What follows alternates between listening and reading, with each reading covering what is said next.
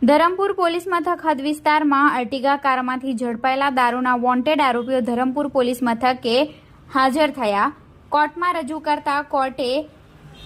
1 દિવસના રિમાન્ડ મંજૂર કર્યા. તારીખ 19 સપ્ટેમ્બર ગુરુવારના રોજ 4 કલાકની મળતી માહિતી મુજબ તારીખ 5 સપ્ટેમ્બરના રોજ નોંધાયેલી ધરમપુર પોલીસ મથકેની ફરિયાદ અનુસાર ધરમપુર પોલીસની ટીમને બાતમીના આધારે બામટીના કોઝવે પાસેથી એક અર્ટિગા કારમાંથી 33,600 કિંમતના દારૂનો જથ્થો ઝડપી પાડ્યો હતો, જે પ્રોહિબિશનના કેસમાં ચાલક અને ક્લીનર ઘટના સ્થળેથી ફરાર થઈ ગયા હતા, જેઓને વોન્ટેડ જાહેર કરાયા હતા. પોલીસની ટીમે આ વોન્ટેડ આરોપીઓને પકડી પાડવા માટે તજવીજ હાથ ધરી હતી, જે તજવીજમાં આજરોજ પોલીસની ટીમ દ્વારા તેઓને વારંવાર પોલીસ મથકે હાજર થવા માટે નોટિસ મોકલવામાં આવી હતી, જે બાદ તેઓ વોન્ટેડ આરોપી જીતેશભાઈ રમેશભાઈ પટેલ, કાંગવઈ ઘંટીફળિયું ચીખલી